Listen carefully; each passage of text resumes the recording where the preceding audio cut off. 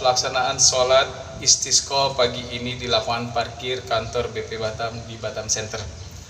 Sholat ini yang insya Allah sebentar lagi kita lakukan merupakan perwujudan kita untuk mendekatkan diri kepada Allah Subhanahu wa Ta'ala, di mana saat ini Batam sudah lama tidak turun hujan yang cukup, yang mengakibatkan turunnya debit air pada beberapa waduk yang ada di Batam, yang merupakan satu-satunya sumber kebutuhan atau sumber air bagi masyarakat Batam.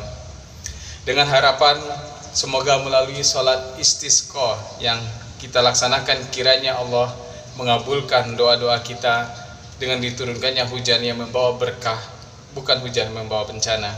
Amin. Oleh karenanya, mari kita luruskan niat dan bermunajat kepada Allah Subhanahu wa Ta'ala dengan penuh keikhlasan sebagai ikhtiar sesuai dengan tuntunan agama. Sebagai penutup, kami atas nama pimpinan BP Batam sekali lagi mengucapkan terima kasih yang tak terhingga kepada seluruh jamaah yang hadir dan kepada penyelenggara kegiatan ini. Kiranya Allah Subhanahu wa Ta'ala membalas semua kebaikan kita dan mengijabah doa yang kita panjatkan. Terima kasih. Billahi taufiq wal hidayah. Assalamualaikum warahmatullahi wabarakatuh. Assalamualaikum warahmatullahi wabarakatuh.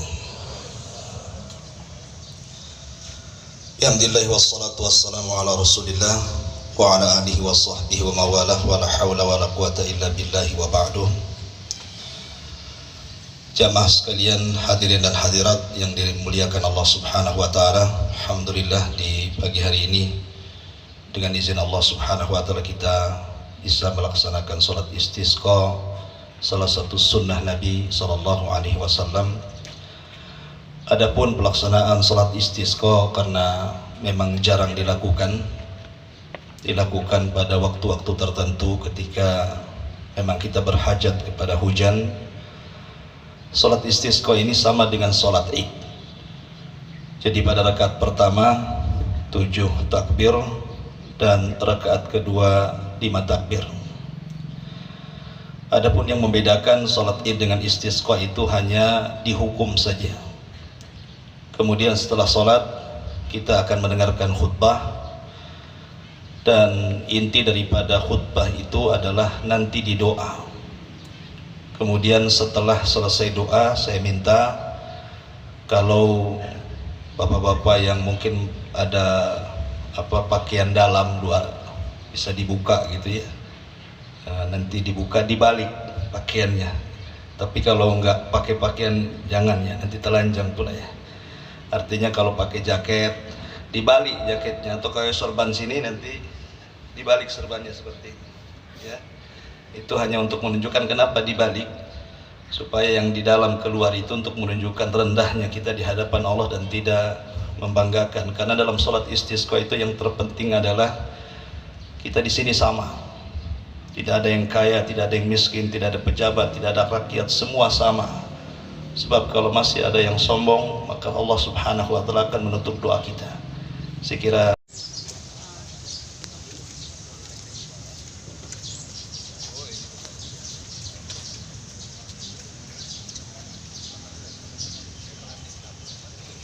Rahim Maliki Yaumiddin Iyyaka na'budu wa iyyaka nasta'in Ihdinas siratal mustaqim Siratal ladzina Allahumma salli ala Sayyidina Muhammad wa ala ali Sayyidina Muhammad.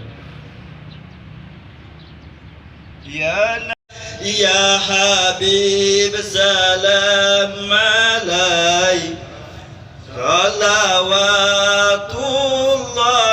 alaik ya Habibi ya Muhammad ya rusal khafiqain maru'ayna misa jannar bisurah illa ilaika wal. Pelaksanaan sholat istisqa pagi ini di lapangan parkir kantor BP Batam di Batam Center.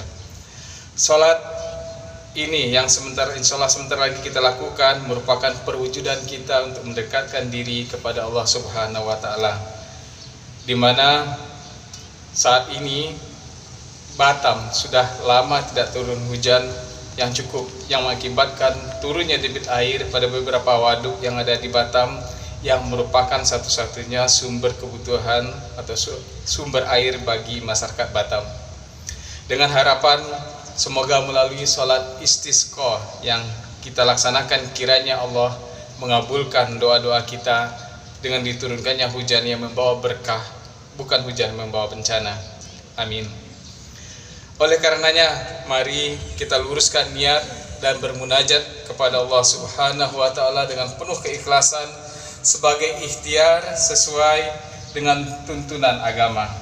Sebagai penutup, kami atas nama pimpinan BP Batam sekali lagi mengucapkan terima kasih yang tak terhingga kepada seluruh jamaah yang hadir dan kepada penyelenggara kegiatan ini.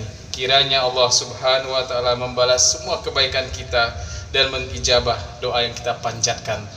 Terima kasih. Billahi taufiq wal hidayah. Assalamualaikum warahmatullahi wabarakatuh.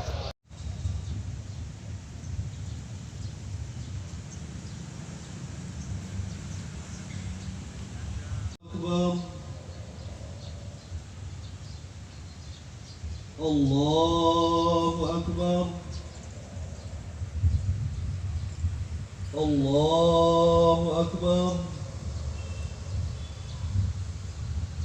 Allahu Akbar. Allahu Akbar.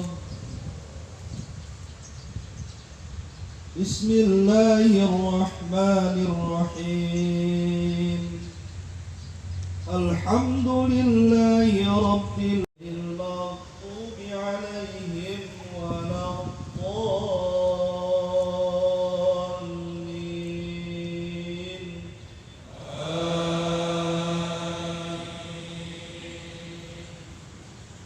Bismillahirrahmanirrahim.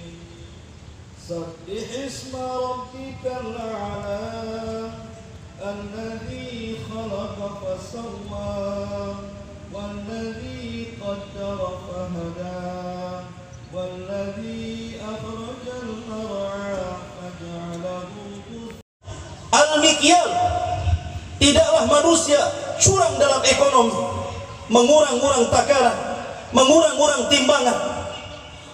Kata Nabi SAW, illa ukhidu bis-sinin wal ma'unati wa jawri sultani alaihi, kecuali Allah Subhanahu wa Ta'ala akan timpakan kepada mereka paceklik yang hebat, kesusahan ekonomi, dan Allah kuasakan para pemimpin yang zalim kepada mereka. Lihat satu dosa, tapi Allah Subhanahu wa Ta'ala berikan 3 hukuman. Ketika manusia sudah mulai curang dalam berdagang, mengurang-urang takaran, mengurang-urang timbangan, mengurang-urang meteran, atau bahasa Al-Quran disebut mutaffifin, wailul lil mutaffifin, celaka para mutaffifin itu, alladzina idza iktalu 'alan nasi yastawfun wa idza kaluhum aw wazanuhum yukhsirun. Apabila dia di pihak pembeli dia minta ditambah, tapi kalau dia di pihak pedagang dia malah mengurangi.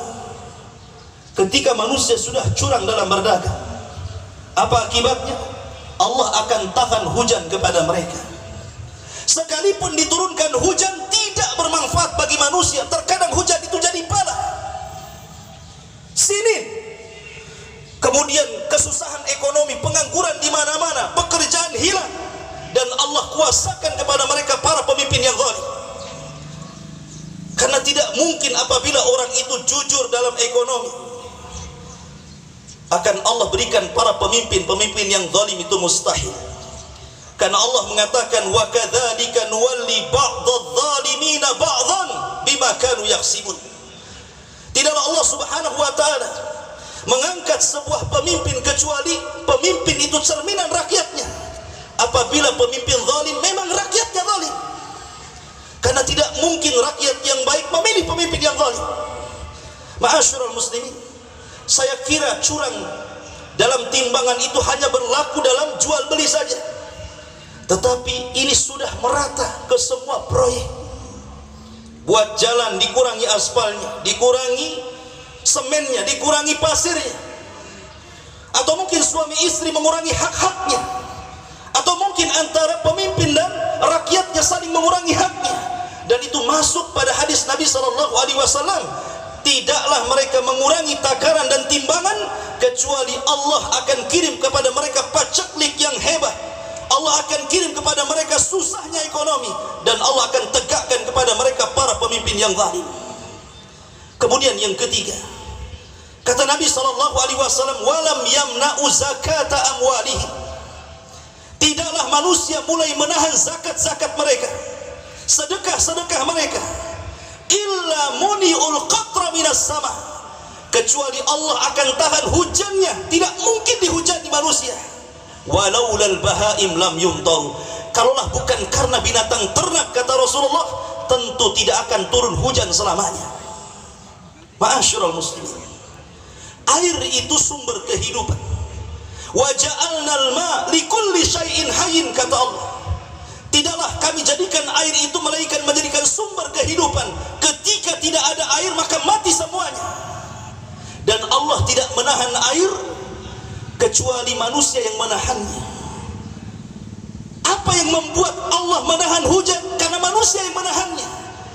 Siapa mereka? Orang-orang kaya yang menahan hartanya, tidak mau bersedekah kepada fakir dan miskin, tidak mau bersedekah kepada anak-anak yatim. Mereka hidup sendirian tanpa peduli orang di sekitarnya. Ketika orang-orang kaya itu menahan harta-harta mereka, maka Allah tahan hujannya. Dari sini Allah katakan, wattaqu fitnatan la tusibanna alladzina zalamu minkum khassah. Gara-gara perbuatan orang-orang kaya yang bakhil, kemudian Allah Subhanahu wa taala tidak menurunkan hujannya. Akhirnya fitnah ini bukan hanya menimpa orang-orang zalim saja, tapi orang-orang baik pun terkena imbasnya.